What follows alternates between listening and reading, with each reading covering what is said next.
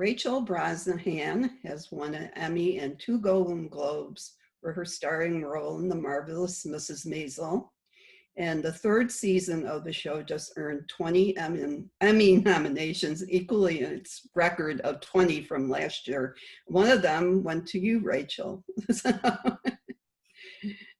Congratulations on that. Thank you very much. Yeah.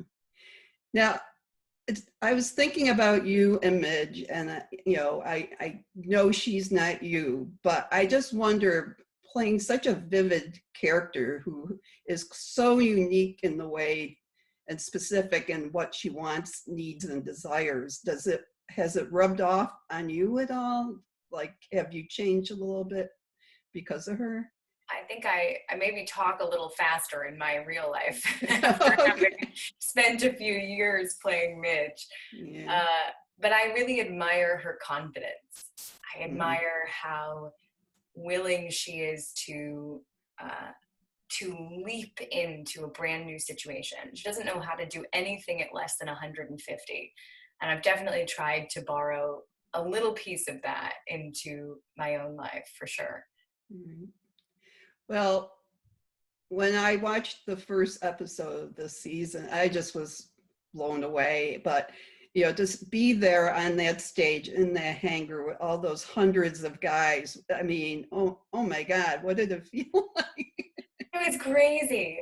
I felt like Bono, it was like, it was just, as someone who, in theater, you might have an audience of that many people, but you don't get to acknowledge them, or they're not responding to you in the same way. They're there to view a performance, and there's a little bit of that, there's that fourth wall. This was nuts, unlike any experience I've ever had. And those actors were incredible. You could feel how excited they were to be there. They gave it. It was hot. It was, they were in very close quarters. They gave it for hour after hour after hour. And Leroy McLean and Leroy, who plays Shai Baldwin, I just remember us looking at each other going, this is so insane. This is a moment I will never, ever forget. Yeah.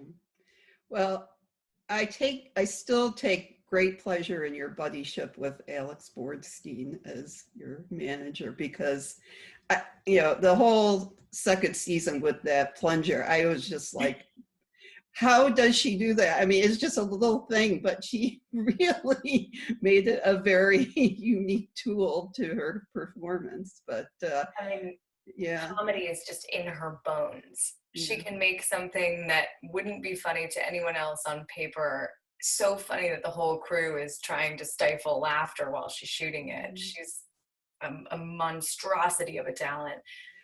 Well, this season, I think I laughed the hardest when you were teaching her how to swim doggy paddle. And when you held her up by her suspenders, I was just losing. It was just great. But now, did you know each other at all before you started acting together?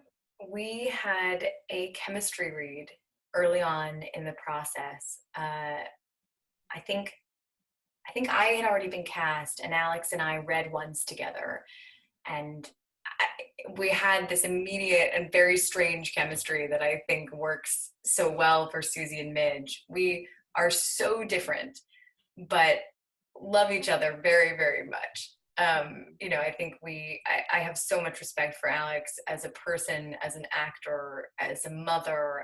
I'm so in awe of the way that she moves through the world. And we just, it makes absolutely no sense, and yet it works completely on and off camera. Well, I think you guys are right up there with Lucy and Ethel and Mary and Rhoda and even Laverne and Shirley. So that's the highest compliment we could hope to receive. Thank you.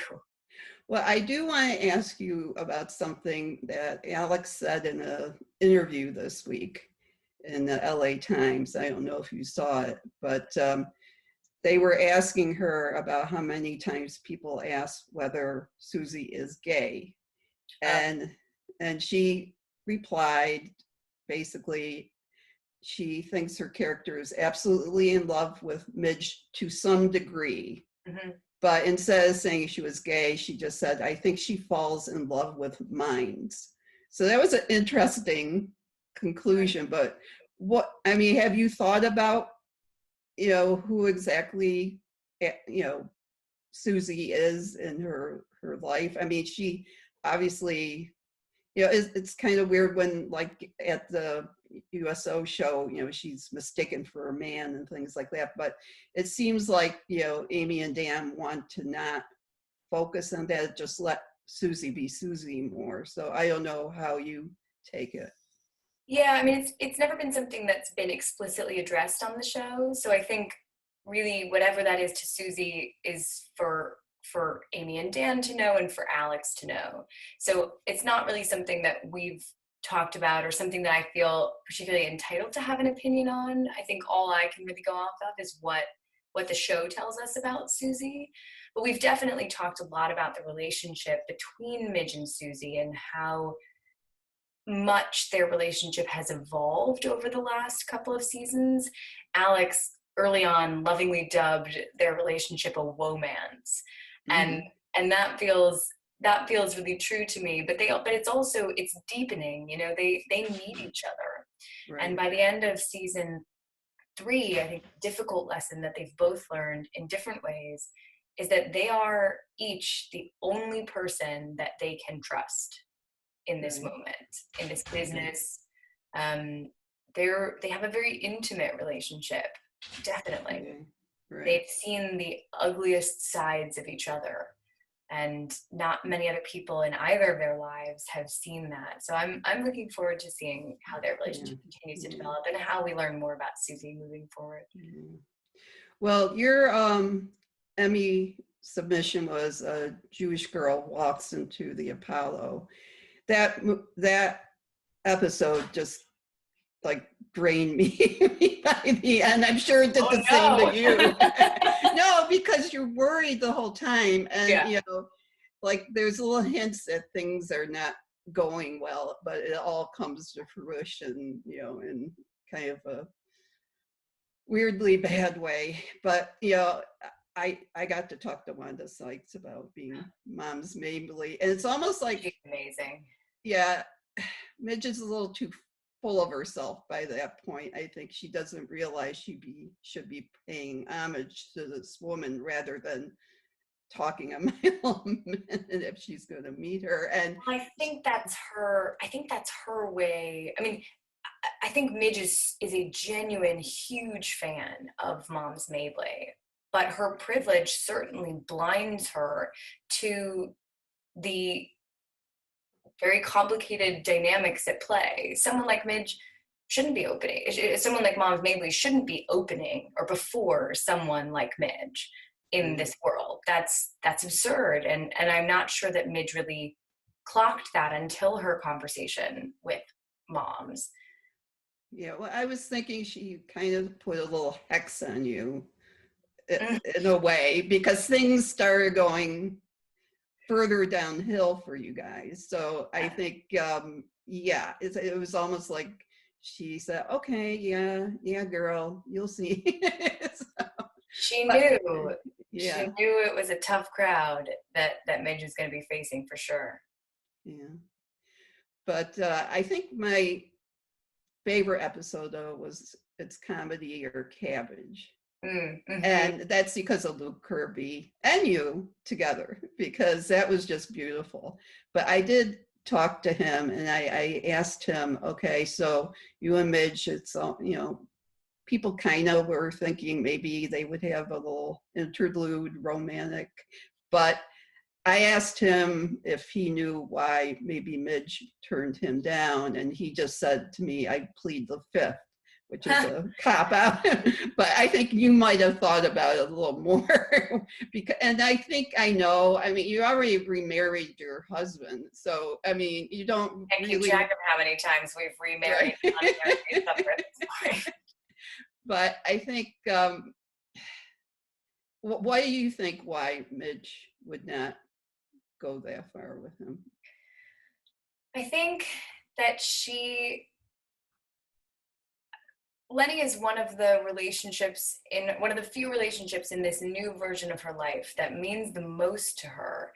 I think she idolizes Lenny as a comic. I think she wants to be a comic like him, and and I think she feels the weight of the risk of putting that relationship in danger by changing what it is. Like, neither of them are really in a place in their lives, and they both acknowledge this, where they want to be in a relationship.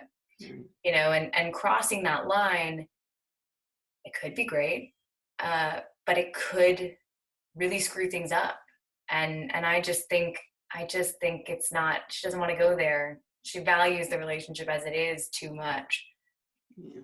Well, I'm sure you're missing Midge by this time, because you would have been filming around this time. Yeah. But I just wonder if if Amy and Dan are working on a fourth season yet. Yes, my understanding is that they have done a lot of thinking, and they're about to start very seriously writing the fourth season. So they're working away while we're unfortunately not able to shoot right now. So should I stop worrying about Midge's work situation and Susie's gambling habit and her sudden urge to commit arson? Or I hope, really, I worry. This is like one of my favorite shows, so I'm worrying about these people all the time. I go, what are they going to do? I think we have some reason to be worried about what's going to happen as we head into season 4. But I'm excited to see what Amy and Dan come up with. Yeah. Have you kept any of the costumes or accessories in your life, or you're not like that?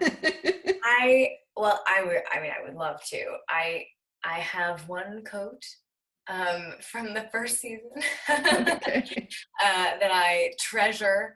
Most of that stuff, though, I'm in a corset, I'm in the petticoat, I'm in the pantyhose. Right. It's a lot of work to wear those gorgeous, gorgeous clothes. So as much as some of them I look at and they feel like a visual feast, I don't know that I would love to wear them in my real life. Right. I'm a little more like this. Yeah. Well, 2 of the costumes are at the Smithsonian, which is very cool. Which is so cool. Yeah. That's insane and well deserved by Donna Zakowska, our genius, freaky genius costume designer. She's amazing. Well, season 3 was so much bigger and everything was more. So I think now you're going to have to cut back a little bit in your life. I think we're going to get creative. I know that it's really important to this entire creative team not to lose the spirit of the show and that feeling of the scope of the world. Technology is amazing. I feel like there may be some very creative solutions to help keep what makes our show so special alive. And I know that that's at the forefront of everyone's mind. So I'm really curious to see what the smart people come up with. Yeah. Well, congratulations on your Emmy and good luck there. And I don't know, you're going to have to they're doing crazy things virtually. So who knows what are they doing? Well, I think they're going to go to where people are. Like if you ever watch any reality shows, they just individually, like American Idol and other shows have pulled that off. Yeah, so I'm so curious. You'll probably get a letter or email at some point saying this is what you have to do. All right, I think, yeah, but it won't be bad. I mean, maybe you could you could dress like this probably in this room. I won't need to wear pants. Well, unless someone shows up at my house, I thought I might not need to wear pants. I'm not sure anymore. No, I think it'll be good. It'll be nice for everyone to, be able to celebrate, and hopefully we can find a way to make the audiences feel included in this moment in a way that maybe they don't always get to be. I'm curious what it'll feel like. It is a different experience, but they've been fine-tuning it with other shows like that, live shows. So hopefully it'll be fun for you still. I get to bring my dogs to the Emmys. I There don't know you if go. that's going to happen again. I'm stoked. Okay. Well, thank you very much. Thank you. Thanks.